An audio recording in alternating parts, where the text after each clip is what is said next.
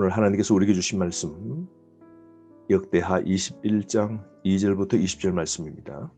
오늘 내용은 유다왕 여호람에 관한 내용입니다. 여호람은 남유다의 5번째 왕입니다. 32세의 왕위에 올라 단독으로 8년을 통치하게 되고 8년 후에 그는 약 40세에 죽게 되죠. 오늘 그의 행정이 굉장히 포악하고요. 역대기를 기록한 이 기자들은 가급적이면 긍정적인 평가를 하는 그런 기록자들인데요. 여호람에 관해서는 전혀 긍정적 평가를 내리지 않고 있습니다. 그만큼 악한 왕이었음을 우리는 보게 됩니다. 2절 말씀에 보면 여호사밧의 아들이 7명인데요. 그 장남이 여호람입니다. 그 자녀들의 이름들을 보면요, 모두가 신앙적 내용이 담긴 이름들입니다. 그럼에도 불구하고 장남을 결혼시킬 때 바로 북이스라엘의 요압의 집안에 장가를 보내게 됩니다. 그러므로 데려온 그 며느리를 통하여서 남유다가 훗날에는 타락하게 되는 비극적 결과를 낳게 되는 것이죠. 그러므로 여호사밧은 자녀들의 이름은 신앙적으로 그렇게 이름들을 지었음에도 불구하고 장남을 우상숭배 가문과 혼인시키는 어이없는 영적으로 큰 실수를 범하게 되죠. 뿐만 아니라 여호사밧이 7명 자녀 가운데 믿음 있는 그런 깨어있는 후계자를 선택했으면 어땠을까라는 아쉬움이 참 많이 듭니다. 자, 이 여호람 5번째 아버지 뒤를 이어 왕이 되는데요. 3절 말씀에 보면 그의 아버지 여호사밧이 자녀들에게 은금과 보물과 유다의 견고한 성읍들을 선물로 나눠주고 장남에게는 왕위를 물려주게 되죠. 자녀에게 물질적 유산보다 정말로 신앙의 유산이 참 중요하죠. 근데 이 신앙의 유산을 위해서 결혼이라는 게 참 중요한데요. 그런데 여호사밧은 장남을 결혼시킬 때 북이스라엘의 우상 집안의 자녀를 보내게 되는 결혼 동맹을 맺게 되는 치명적 실수를 하게 되는 것이죠. 4절 말씀에 보면 여호람이 왕이 되어서 그의 아버지의 왕국을 다스리게 되어 세력을 얻은 후에 그의 모든 아우들과 이스라엘 방백들 중 몇 사람을 칼로 죽였더라. 멈추지 못하고 통제되지 못한 욕망으로 골육상잔이 일어나게 되는데요. 그는 자신의 아우들을 모두 죽이게 됩니다. 6명의 동생들을 죽이고 왕위에 올라가게 되죠. 이 불의한 사역은 훗날 다 잃게 되는데요. 여호람의 이 악행 보십시오. 너무나 끔찍하고 너무나 악하지 않습니까? 5절 말씀에 여호람이 왕위에 오를 때의 나이가 32세라. 예루살렘에서 8년 동안 다스리니라. 8년 동안 32세 힘있게 일할 그가 어떤 일들을 했는지 6절 말씀 보십시오. 그가 이스라엘 왕들의 길로 행하여 아합의 집과 같이 하였으니 이는 아합의 딸이 그의 아내가 되었습니다. 그가 여호와 보시기에 악을 행하였으나 여호람은 이스라엘 왕들이 가는 길 북이스라엘 즉 하나님을 섬기지 않고 우상을 섬기는 그 악한 길을 가게 됩니다. 그리고 율법을 어기는 길을 가게 됩니다. 그 이유는 아합의 딸이 그의 아내가 되었기 때문입니다. 그러니까 아내의 영향을 굉장히 많이 받게 되죠. 불행의 시작은 하나님을 경외하지 않고 다윗의 길, 즉 말씀과 순종을 따르지 않을 때 일어나는 것이죠. 아합 지방과 맺은 이 혼인 관계가 큰 비극의 원인이 되고요. 결국 이 혼합주의를 통하여서 결국은 하나님의 길을 떠나게 되는 것이죠. 그러므로 여러분, 결혼 생활이 참 중요한 것이죠. 결혼이 너무너무 중요합니다. 우리가 깨어있고 우리가 하나님을 섬기는 그런 믿음의 가정을 우리가 반드시 이루어내야 됩니다. 그렇지 않으면 하나님을 믿지 않는 자와 우리가 멍해를 같이 맬 수 없죠. 그럴 때 우리는 신앙을 자칫 다 잃어버리기 때문입니다. 이런 결혼 동맹이 결국 치명적 실수를 낳게 되는데요. 그것은 하나님을 떠나게 된 거죠. 7절 말씀, 여호와께서 다윗의 집을 멸하기를 절겨하지 아니하셨으면 이전에 다윗과 더불어 언약을 세우시고 또 다윗과 그의 자손들에게 항상 등불을 주겠다고 말씀하셨습니다. 요람 같은 악한 왕을 하나님이 진멸하지 아니하신 것은 다윗에게 하신 약속이 있습니다. 여러분 아시다시피 우리 하나님께서는 약속하신 그 모든 것을 반드시 이루시지 않습니까? 왜냐하면 하나님은 신실하신 하나님이시기 때문이죠. 다윗 자손들을 늘 지키고 등불이 꺼지지 않는 것처럼 성소에 등잔대에 불이 꺼지지 않는 것처럼 다윗과 그의 자손들에게 하나님의 왕위를 지켜주겠다고 하나님이 약속하셨기 때문에 이런 못된 여호람 왕 같은 자가 있을지라도 그의 왕위를 하나님이 보호해 주신 것이죠. 그러므로 여러분 하나님의 이 신실한 사랑 대단한 것이죠. 우리가 오늘도 늘 실패하고 죄를 짓고 넘어지고 해도 우리 신실하신 하나님 때문에 우리가 구원을 확신할 수 있는 것이죠.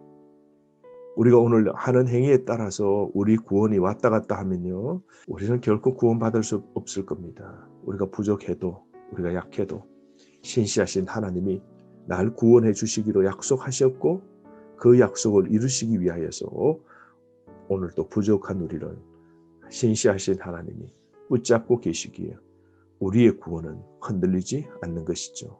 그러므로 여러분 하나님께 감사해야 됩니다. 이 요람은요, 하나님을 떠나고 여호와 보시기에 악을 행해서 하나님부터 이제 버림받게 되고 하나님에게 심판을 받게 되죠. 하나님을 버린 대가로 하나님은 에돔과 림나 나라가 그를 배반하게 만드시죠. 그게 8절부터 11절 말씀입니다. 그래서 외국 주변의 나라들이 그에 관해서 대항을 하는 것이죠. 근데 어려움을 당한 이유가 무엇입니까? 그것이 10절 말씀에 나옵니다. 하반절 보십시오. 이는 그가 그의 조상들의 하나님 여호와를 버렸습니다. 그랬습니다. 11절 말씀에 보면 이어서 여호람이 또 유다 여러 산에 산당을 세고 예루살렘 주민으로 음행하게 하고 또 유다를 미혹하게 하였으므로 그럽니다. 그럼 하나님 버리면 여러분 배교, 배반하면요 우리도 하나님께 버림을 당하게 됩니다. 결국은 수치와 파멸을 당하게 되는 것이죠. 그러므로 여러분 어려움을 당한 이유는 하나님을 버렸기 때문입니다. 그러므로 여러분 하나님에 대한 신뢰를 버리지 말아야 됩니다. 그리고 우상을 섬기면 안 됩니다. 10절 11절 말씀 꼭 기억하십시오. 이 큰 잘못을 저지르고 있을 때의 12절부터 15절 말씀을 보면 북이스라엘에서 활동하는 선지자 엘리야가 남유다 나라의 왕인 여호람을 꾸짖게 됩니다. 그래서 두 가지 잘못을 지적하게 되는데요. 첫 번째가 악한 여로보암의 길로 가서 우상을 섬겼기 때문이라고 그러죠. 12절 말씀 하반절 보십시오.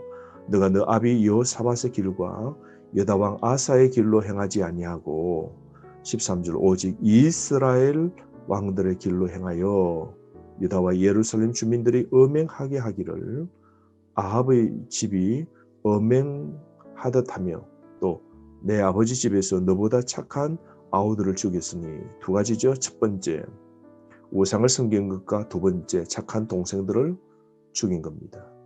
그래서 하나님이 징계를 예고하십니다. 14절 말씀 첫 번째로 하나님의 심판으로 치명적인 해를 입게 됩니다. 백성과 자녀와 아내들과 모든 재물을 빼앗기게 되고요. 두 번째 병에 걸리게 됩니다. 15절 너는 창자에 중병이 들고 그 병이 날로 중하여 창자가 빠져나오리라. 장차 불치병에 걸린다는 것이죠. 그러므로 여러분, 악을 행하는 자는 결코 하나님의 심판을 면할 수 없는 것이죠.